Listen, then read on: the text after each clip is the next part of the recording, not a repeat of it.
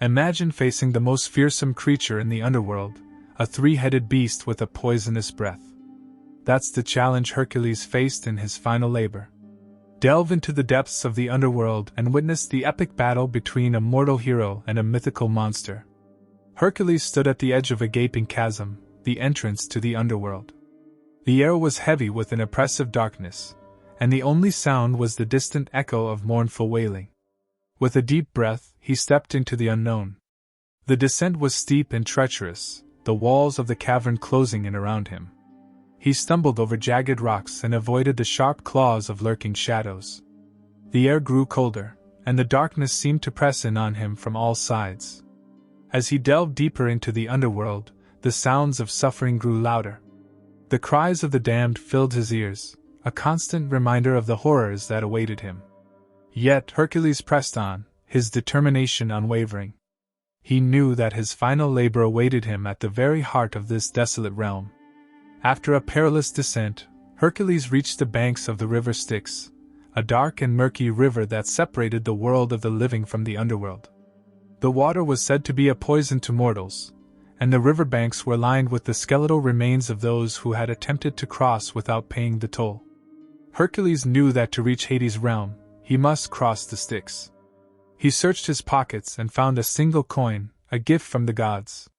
He approached the ferryman, Charon, a grim figure with eyes that seemed to pierce through his soul. "A coin for passage," Charon demanded, his voice raspy and hoarse. Hercules handed him the coin, and Charon nodded, his expression barely registering any emotion. He turned and beckoned Hercules to follow him onto a small, dilapidated boat. As they pushed off from the shore, Hercules couldn't help but feel a sense of dread.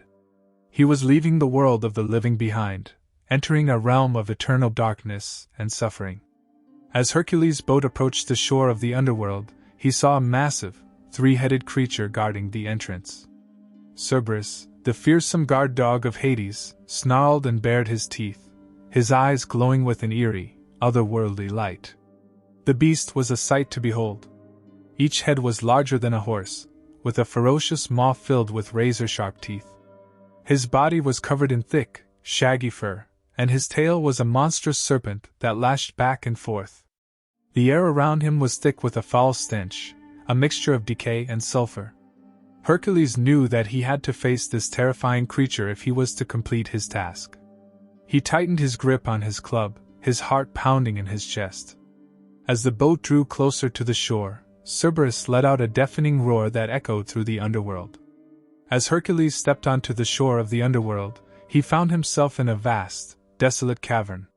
The air was thick with the stench of decay, and the only light came from flickering torches that cast dancing shadows on the walls.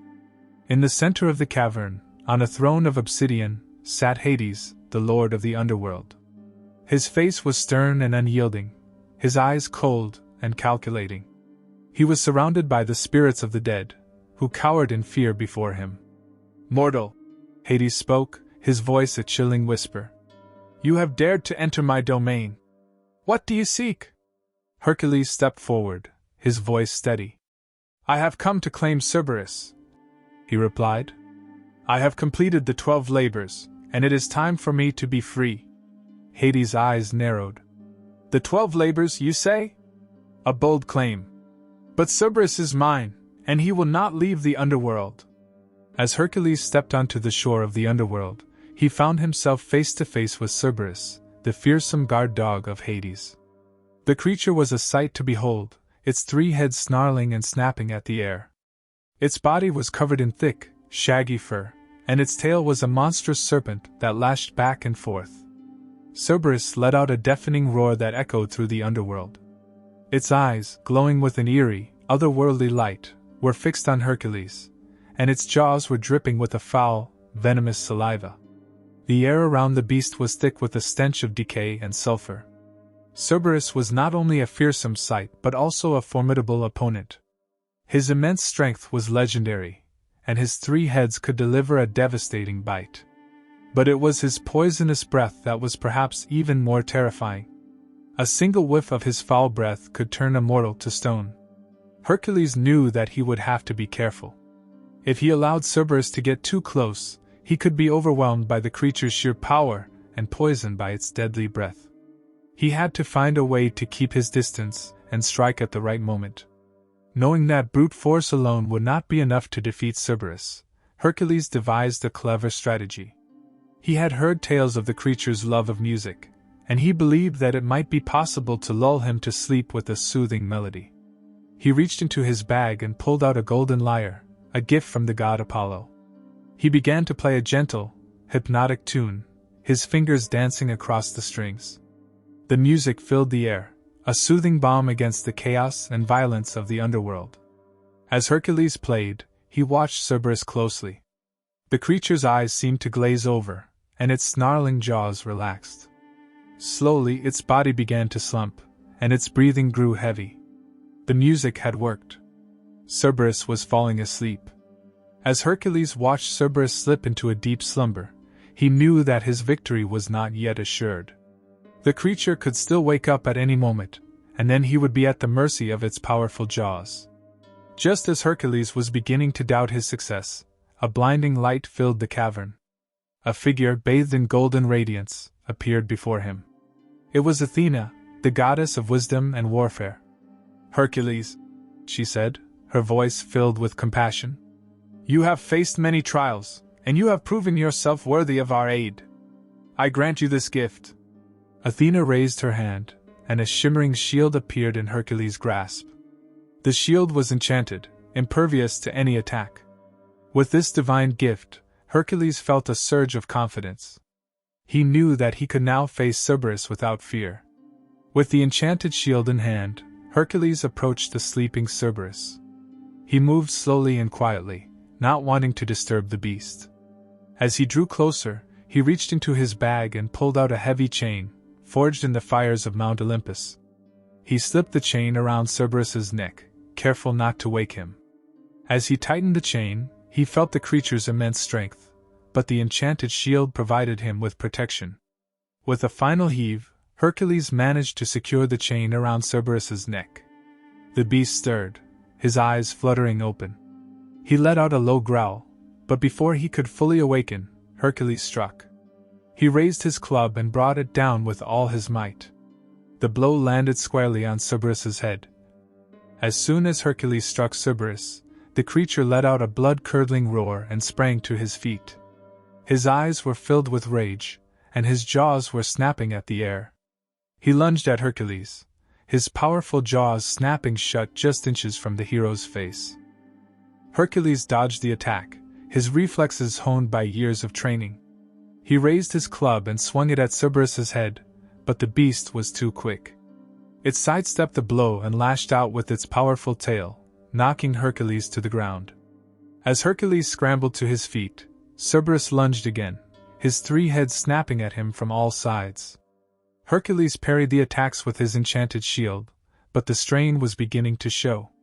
The creature's sheer strength was immense, and it was wearing Hercules down. Just when it seemed that Hercules might be overwhelmed, he remembered the divine gift Athena had bestowed upon him. He raised his shield and channeled the power within it. A blinding light erupted from the shield, temporarily blinding Cerberus. Seizing the opportunity, Hercules lunged forward and wrapped the chain around Cerberus's neck. He tightened the chain, but the beast struggled furiously, trying to break free. A battle of wills ensued, Hercules straining against Cerberus's immense strength. Finally, with a mighty heave, Hercules managed to subdue the creature. The chain held, and Cerberus was captured. But the battle was far from over. With Cerberus secured, Hercules turned his attention to the task of navigating the treacherous underworld. The cavern was a labyrinth of twisting tunnels and dark, forbidding passages. Dangerous creatures lurked in the shadows, their eyes glowing with a sinister light. Hercules had to be constantly on guard. He avoided the poisonous spiders that clung to the walls, the venomous snakes that slithered through the cracks, and the shadowy figures that seemed to materialize out of the darkness. As he made his way through the underworld, Hercules encountered other lost souls, wandering aimlessly in the eternal darkness. Some begged for mercy, while others lashed out in despair. Hercules offered them words of comfort, but he knew that there was little he could do to ease their suffering. The journey was long and arduous. Hercules' legs ached, and his mind was filled with doubt. But he pressed on, driven by a determination to escape this terrible place. He knew that if he could reach the surface, he would be free. As Hercules made his way through the underworld, he sensed a growing sense of unease. The air seemed to thicken, and the darkness grew even more oppressive. He knew that Hades was not pleased with his presence in the underworld. Suddenly, a monstrous roar echoed through the cavern. Hercules turned to see a horde of undead creatures charging towards him. They were ghouls, their bodies half decayed, their eyes burning with an unnatural hunger. Hercules raised his club and prepared to fight. He knew that Hades was trying to stop him from leaving the underworld. The Lord of the Dead would do anything to keep his guard dog captive. As Hercules battled the ghouls, he realized that he would have to fight his way out of the underworld. There was no easy escape. He would have to face whatever challenges Hades threw his way. As Hercules fought off the horde of ghouls, he knew that he had to find a way to escape the underworld. He couldn't stay here forever, trapped in the clutches of Hades. He looked around, searching for a way out. He noticed a narrow passage that seemed to lead upwards. With a surge of hope, he turned and ran towards it. The passage was dark and winding, and Hercules could hear the distant echoes of the ghouls' pursuit. He pushed himself harder, his legs burning with exhaustion. Finally, he emerged into a small, sunlit chamber. The chamber was filled with the sound of rushing water. Hercules followed the sound and found himself standing at the edge of a waterfall. Below him, the River Styx flowed into the underworld. Hercules knew that he had to cross the river to escape. He looked around for a way down, but there was nothing. He would have to jump. With a deep breath, Hercules leaped into the churning waters of the Styx. The cold water enveloped him, and he felt himself being pulled downstream. He struggled to keep his head above the surface, the current fighting against him. Finally, he reached the other side of the river. He crawled out onto the bank, his body trembling with exhaustion. He had escaped the underworld, but his ordeal was far from over. As Hercules emerged from the underworld, the sunlight bathed him in a warm, comforting glow. He had escaped the clutches of Hades and returned to the world of the living. But his journey was not yet complete. He still had to bring Cerberus, the fearsome guard dog of the underworld, back to the surface. With a heavy heart, Hercules turned to face the creature, who was still chained to his side. Cerberus seemed disoriented, his eyes wide with confusion. He let out a low growl, but Hercules held his ground. He knew that he had to be firm with the creature, or it might try to escape. With great effort, Hercules pulled Cerberus up the steep incline that led to the surface. The journey was slow and arduous, but eventually they reached the sunlight. As Hercules stepped out into the world of the living, he felt a sense of relief wash over him. He had completed his final labor, and he was finally free. The gods had rewarded his courage and perseverance, and he would forever be remembered as one of the greatest heroes of Greek mythology. As Hercules emerged from the underworld, carrying Cerberus with him, the gods of Olympus looked down upon him with approval. Zeus, the king of the gods, smiled, a rare expression on his usually stern face. "You have proven yourself worthy of your divine heritage, Hercules," Zeus declared. "Your courage and strength have surpassed even our expectations." The other gods joined in the celebration. Hera, who had once been so jealous of Hercules, now grudgingly admitted his greatness. Poseidon, the god of the sea, and Ares, the god of war, offered their congratulations. A feast was held on Mount Olympus to honor Hercules' victory. The gods and goddesses feasted on ambrosia and nectar, while musicians played joyful melodies. Hercules was showered with gifts and praises, and his name was sung in songs of triumph. From that day forward, Hercules was remembered as one of the greatest heroes of Greek mythology. His 12 labors were a testament to his courage, his strength, and his unwavering determination. His name would be whispered in awe for generations to come. With the completion of the 12 labors, Hercules was finally free from Hera's punishment. The goddess, who had once been so jealous of his divine birth, was forced to admit his greatness. Her curse was lifted, and Hercules was no longer bound to serve King Eurystheus. Hercules returned to his home in Thebes, where he was greeted as a hero. The people of Thebes rejoiced at his return, and he was hailed as a savior. He married Deianira, the daughter of King Admetus, and they had several children together. Hercules lived a peaceful life for many years, but his restless spirit could not be contained. He embarked on many adventures, slaying monsters and rescuing damsels in distress. His name became synonymous with courage, strength, and heroism. Hercules' legacy lives on to this day. He is remembered as one of the greatest heroes of Greek mythology, a symbol of human endurance and perseverance. His 12 labors continue to inspire people around the world, reminding us that even the most daunting challenges can be overcome with courage and determination. Thank you for watching.